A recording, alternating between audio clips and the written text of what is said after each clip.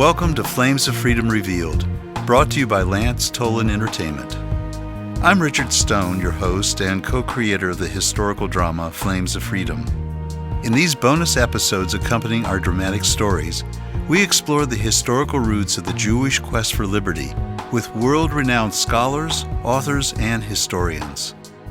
We'll delve into the background of the characters in our story who were escaping from the cruel inequities of the Portuguese Inquisition, murderous pogroms in Eastern Europe, and virulent anti-Semitism. Why were they willing to risk their lives to sail across the Atlantic Ocean to settle in the untamed wilderness of the new American colony of Georgia, founded by James Oglethorpe, but with no assurances that they'd even be allowed to come ashore?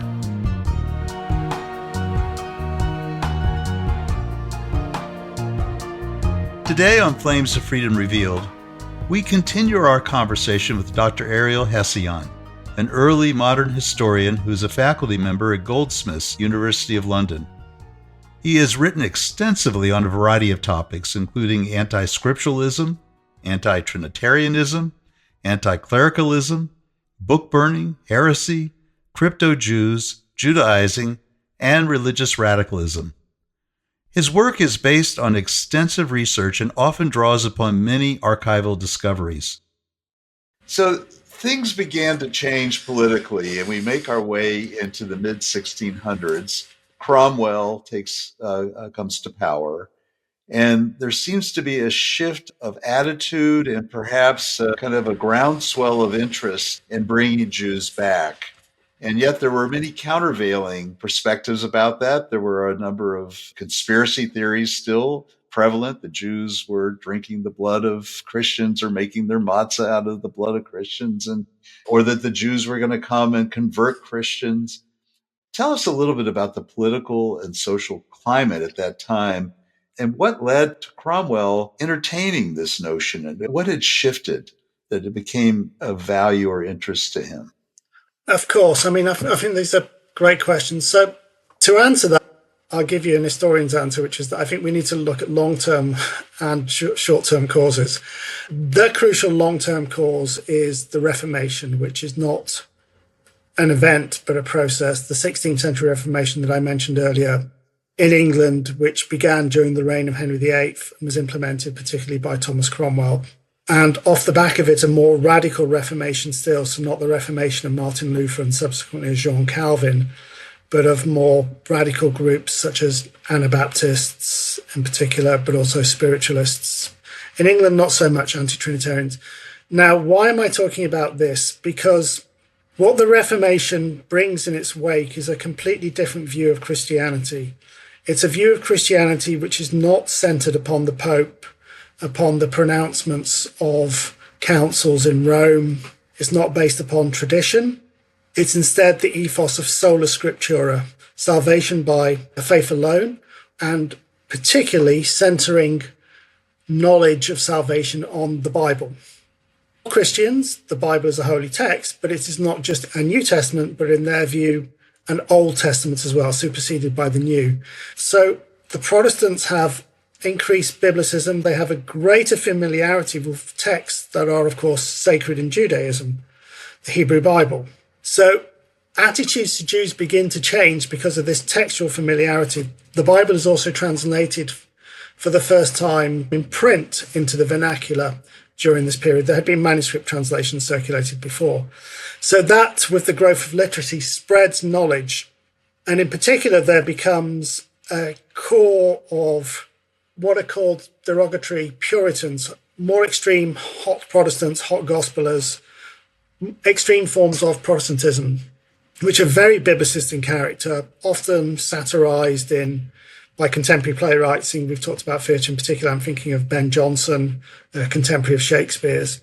And these people believe that they have a much closer relationship with God, and they are a world within a world. They are their own elect community of saints living amongst the profane.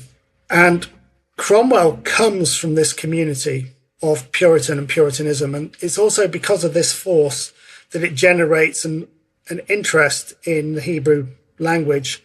And so there are a number of Christian scholars who are familiar with Hebrew. So that's one context. The second context is that there is, in 1641, there is a major rebellion in the Kingdom of Ireland that leads to a massacre of Protestant settlers by native Catholics. And this is one of the major events that precipitates the outbreak of the English Civil War. So the debate around the readmission of Jews in England during Cromwell's protectorship is set against the backdrop of there having been a civil war in England between, roughly speaking, the royalists and the parliamentarians, between the supporters of the crown and the supporters of Parliament, with the parliamentary side being victorious and the parliamentary side being populated largely by Puritans. So you have what many historians would call an English Revolution, where the party that has come into power, their vanguard is heavily Puritan, with particular ideas about Jews and about Hebrew. And then you factor in another aspect, which might, well, maybe it's not difficult for modern audiences to envisage anymore, which is the belief in an imminent apocalypse. But not to be dreaded, but to be welcomed. That is something that I think most people would probably find difficult to comprehend. Because for the people who believe they are saved, it is something to look forward to. And there are various dates that are fixed for when this apocalypse might happen, based usually upon various numerical calculations and interpretations of prophecy. One of the favoured dates is 1650, and later, after our period, most famously 1666, because you've got the 1,000 years, and you've got the 666 from the number of the beast in the book of Revelation. But specifically, the year in which Jews are tacitly allowed to live in England, 1656, is a year that is predicted as the year of the apocalypse. I can give you quickly why the workings of that, which is that according to biblical chronology, if you take all the ages of the deaths of the patriarchs, you're able to calculate famously, I'm not saying it's correct, but by Archbishop James Ussher, that the world began in 4004 BC. It then lasts for 1656 years before its destruction by water, which is the flood. Because Christ is the second Adam, then the world would be destroyed by fire 1656 years after his incarnation. So people believe the world is going to end in 1656. And there's a crucial passage in the New Testament that is interpreted to suggest that the end of the world cannot happen until the Jews have converted to Christianity. Oh. And what better way to convert them than to ensure that they can come to England so you have the opportunity to do so. Oh my gosh. And all this, there's such a confluence of all these issues. How fascinating. And you're finding that, there's a contemporary version of that happening right now with exactly. That's evangelicals who are sending money to support settlers in the West Bank so that Israel can take over all of that area so that the second coming can happen, in which case Jesus will return. And of course, the Jews will all be consumed in fire if they don't convert, which is the great irony of the whole thing. Exactly. There is a quick, just so the listeners are aware, there's a quick subdivision of that. The other factors are probably economic as well. So there's also an argument of mercantile benefit, which I could talk about. But to my mind, the dominant argument is the religious one, which I've given. But there is also a sense in which it might be financially beneficial for the country. But that leads to huge opposition from the vested mercantile interests already present because they fear the competition. Right. Yeah. And so they know the Jews have strong economic networks. And would they be cut out or shut out? Exactly. There's a concept that you see emerging, especially with the Inquisition, the notion of Judaizing. And it was referred to more of new Christians who were secretly practicing Judaism. But there is a different version of that seems to have emerged among Protestant sects in which they were adopting Jewish practices. Do I have that correct? You have that absolutely correct, yes. And this is the original topic of research when I first began doctoral study too many years ago now. I've been fascinated by it. You see it particularly in England amongst Protestants, exactly right. To a lesser extent in the United Provinces, there's 7 provinces that break away during the Dutch Revolt and then eventually managed in 1648 declare independence from Spain. and to a tiny extent also amongst communities in Transylvania and in Hungary, but again, Protestant communities.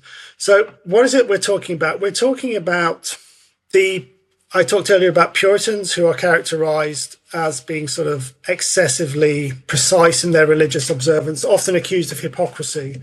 And that Puritanism gives birth to an even more extreme form of religious practice, where people have various religious experiences in which they believe that they are called by God and have some form of actual role in the coming apocalyptic divine drama, usually as prophets or as visionaries, or in the most spectacular case, which is also my favorite, of a man who believes he's the high priest of the Jews and circumcises himself in preparation. And you do have scattered instances of this familiarity with Hebrew. And some of this, you may be aware of Seventh-day Adventists. Sure. Yes. Sure. So their roots come to this from this period, because there are groups of Christians who believe that the Sabbath should be celebrated not on the Sunday, but on the Saturday. Yes. And many of them also adopt Jewish dietary practices. Yes. So they begin to avoid eating pork, obviously, various types of shellfish. So I would hardly say it was widespread, but it generates quite a lot of evidence and some fascinating evidence for it. And it's, again, one of those things happening in the background during the readmission of actual Jews. And there are people who did convert to Judaism and then settled in Amsterdam and had families and all the rest of it. It's interesting because did this also set up a tension because of fear that more Christians might be adopting Judaism, and that those who are, especially the church, would not have been happy about that? Absolutely right. With regard to the Judaizers, there are various blasphemy acts in England in 1648, which is exceptionally harsh, and a slightly more moderate version, that I would hesitate to call it moderate, in 1650. The difference between the ultra-harsh and the more moderate is that the ultra-harsh, ironically, adopts biblical injunctions, particularly from Leviticus, and punishes blasphemy by death. And the more moderate version punishes it by 6 months imprisonment. Nobody is executed in England for blasphemy, I should add, at this point. The last person had been in 1612. Is that the state has the capacity to punish these people and imprison them for their views, although oftentimes they actually are reluctant to use the full force of the law and much prefer imprisonment and other forms of silencing, but not the full length of imprisonment. And that tension that you mentioned is certainly present because when the Jews, Rabbi Manasseh ben Israel, who comes on a mission to seek permission for Jews to settle in England in the autumn of 1655, and his proposals are debated at Whitehall in December of that year, one of the preconditions that the ruling body, the Council of State, give is that there should be no proselytizing, there should be no attempt to convert Jews to Christianity because of the fears that you outline. And there are all sorts of restrictions, for example, no ability to publish about Judaism or Jewish texts in English, but it's very cleverly worded because it means you could carry on publishing the Bible or the Talmud in Hebrew, for example. It's interesting. There were some conversos, as you mentioned, who were living there, and one of them was Antonio Rodriguez. Yes. And tell us a little bit, because he seemed to have played a role in bringing to a head the issue of admitting Jews into England. Can you tell us a little more about him and his role? Of course, yes. So the background, as I noted, is that Manasseh ben Israel, a rabbi from Amsterdam, had come to England in autumn 1655. One thing I should add is that, again, people may be unaware, is that the year, not the legal year, but the religious year and the year in many other respects, begins not on the 1st of January in this period, but on the 25th of March, 9 months before the 25th of December. So the year begins on the moment of the conception of Christ, and then the incarnation, obviously, 9 months later. And that's important because the 25th of March, 1656, is the first day of the year in which it was believed that the Jews would be converted. So you have the background of Manasseh coming to plead, and then you have another wider context, which is that following peace between England and the English had gone to war several times during the Cromwellian period, and they had gone to war most recently against the Dutch, primarily over economic causes. And after there had been a peace treaty signed between the Dutch, there are debates at very high level as to who England should declare war against next. And on the one side is France, and on the other side is Spain. And eventually they decide to go to war against Spain, and they launch an ill-fated attack on Spanish possessions in the West Indies, particularly the island of Hispaniola, which is now a combination of the Dominican Republic and Haiti.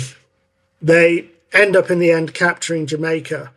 But the essential context here is that England is now at war with Spain.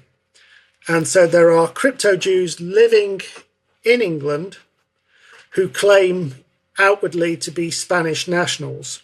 And because they are Spanish nationals at a time of war, and therefore enemy combatants, their property and goods can be seized. Oh, yes. So legal accusations are brought against Antonio Rodriguez Robles, who's a wealthy merchant of Duke's Place, which is in the east end of London, just by the wall, as a Spanish national. So his defense is, I'm not a Spanish national, I'm a Jew. So as a Jew, his goods are not going to be liable for confiscation. And then he claims that he's not actually from Spain, but he's born in Portugal, and then fled from Spain with his family, where the Inquisition murders his father, tortures and cripples his mother. So that's how that case comes to the fore.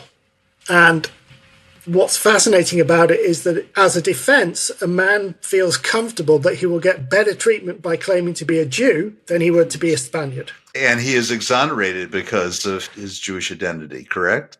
Exactly. But there are legal ramifications to this. And what happens is that the prominent members of the Jewish community, which are at this present moment secret in London, come out into the open. And then they petition Cromwell for permission to practice Judaism openly, because they've judged that the climate is right for what we would today call religious toleration. Because what Manasseh ben Israel had attempted during the Whitehall Conference was never actually formally ratified. They had considered all the plans and they sat on it. But this actually gives Cromwell and his councillors the perfect opportunity to allow Jews to be in England publicly without officially doing anything. Yeah, so Cromwell dies before there is any actual formalization of Jews being allowed to be in England, correct? There is, as do a huge number of people, it doesn't actually happen. It doesn't happen. It doesn't happen. It's what we would call it's de facto rather than de jure. It's tacit rather than legally official. Right. And yet, historically, he's often credited with being the one who allowed the Jews to formally return to England. Precisely. What his actual policy is that he can turn a blind eye to them coming, and provided that they don't disturb the peace, provided that they worship in private, then that's what happens. So what the gains that they make are as individuals rather than as communities through acts of naturalization, which are crucial, because until they're naturalized, I could get into the technicalities of denization and endenization, but I want to keep it simple. But the point in law is that once what we would today call naturalization happens, they can begin to purchase property and they have inheritance rights. And with the ability to purchase property, you can purchase with leases, you can purchase houses, you can have synagogues in the back of a house, you can purchase land for a cemetery. So you can begin to maintain Jewish life, even if there are certain prohibitions upon your economic activity and, high tariffs. So Cromwell is absolutely credited with allowing Jews to return to England. And a lot of that is to do with late 19th, early 20th century Jewish history and the manufacture and construction of Jewish history to fit a particular narrative of Jewish history and Jewish life in England over the 250-year period from 1656 to 1906, if my maths is right. So that's all going on. But he should certainly be given credit, because had there been a less benign protector, there may have been no tacit agreement. And things would have turned out differently. Exactly. Now Cromwell dies, and finally it comes to King Charles II to make a decision. Yes. And he apparently does formalize it, correct? No, No, he no, doesn't he doesn't formalize it either. either. Okay. Okay, then I had that wrong. Yeah. That's the thing. Nobody formalizes No it. one ever formalized it, really. Not in the 17th century. No. Oh my gosh. So during this time, there was still persecution of Jews happening in England. There were book burnings, apparently, and other events. Yes. Yes. So essentially, the Jews have shifted from Cromwell's personal protection to the Crown's personal protection. So they're vulnerable to expulsion in the reign of Charles II because there is nothing formal allowing them to come. So it's only in retrospect that we think they're admitted and that Jews have a history in England since 1656 and secretively before. But this is what's often forgotten. Their fate is incredibly uncertain in the early years of Charles II. And one of the things that happens are attempts to extort money from them because of that vulnerability. But the other thing that it needs to be borne in mind is that, oddly enough, because there is nothing formal about their admission and acceptance, it actually makes Charles II's decision-making much easier.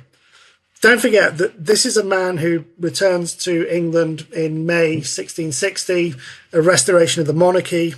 He posthumously has Cromwell beheaded, and the head is put on a spike. So they have to exhume his body? Yeah, they exhume it. They hang, drawn, and quartered. Then they put his head on the spike, and the head blows off.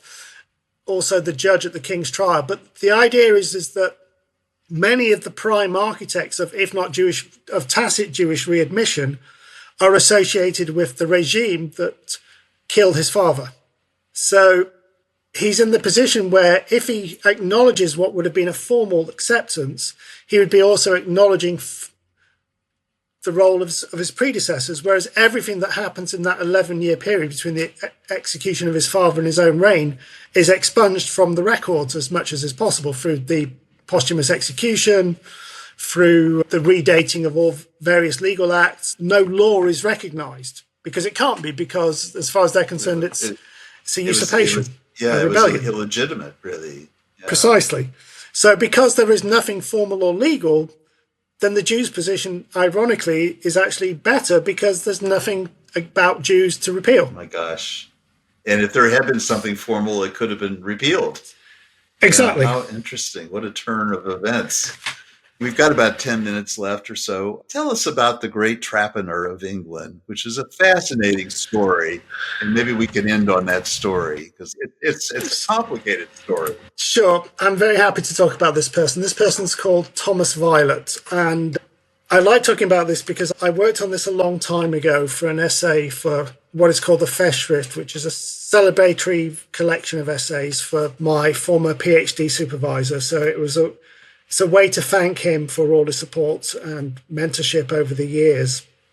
And I picked a case study because it touched on many of the themes that he's interested in. So Thomas Violet is a London goldsmith, and what he would like to do is extort money from some Jewish merchants, particularly in the trade of illicit foreign coinage. Now, context that we've spoken about, at this very moment in time, in the very early years of Charles II, so in 1660, there are about 200, maybe slightly less Jews openly living in London, estimated population 375,000. And Violet is a goldsmith, and he's made an entire career out of what we would today call blackmail and extortion. So this is nothing new in targeting the Jewish community as such. His own origins are particularly interesting in that he's allegedly born at sea. He doesn't have purity of blood, not that it's as much of a thing in England as it is, say, in Spain. Is that possibly the son of an Antwerp-born musician and maybe a North African woman. He has a maternal grandfather from Lucca in Tuscany. So he's somewhat on the periphery. He's not an insider. He's sort of on the edge of being an outsider. So one way to read his attack on the Jews is as a way of trying to cement his insider credentials by attacking people who are more clearly on the outside than he is. Everybody agrees that he's extremely crafty. This is a period of Machiavellian political moments, by which I mean that everybody is skilled in dissimulation. They have outward and inward faces. And he attempts to extort money from the Jews, foreign coinage, as I said. Coin clipping, I should add, at this moment, is not that the Jews are accused of it, at this particular instance, is a capital offence. So it is a serious offence. And of course, he also wants to extort bribes from them, or else he'll try and petition for their expulsion from the kingdom. But what makes it all the more interesting is that he actually, having once attempted to commit suicide in his youth, succeeds in committing suicide when all his plans fall apart just 2 years later in April 1662.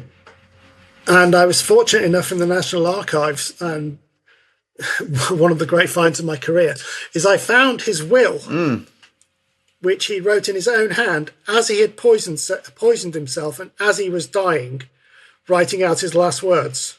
Oh my gosh, what a find. So you can see the handwriting deteriorating as he's poisoned himself, probably with a combination of mercury or other fatal poisons. And he's begging forgiveness from Jesus for all the sins that he'd committed throughout his terrible life. And of course, as a suicide, he should have been denied Christian burial.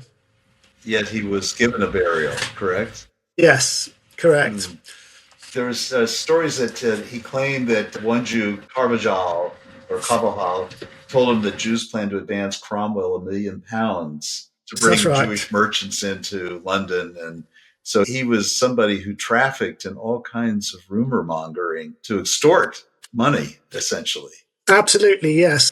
The one thing I haven't mentioned is his ideology of Jew hatred draws largely on the writings of a lawyer called William Prynne, who is prolific, most certainly, but extremely hostile to Jews and was one of the main voices of opposition against Jewish readmission. And so a lot of his arguments come from this very work, Prynne's short Gemara to the Jews. Well, this is a great place to put at least an ellipsis on our conversation. And Ariel, I'd love to thank you for taking some time to talk with us and for being on our podcast. Thank you very much for the kind opportunity. I've been delighted to talk, and I hope that people listening enjoyed it and found it interesting.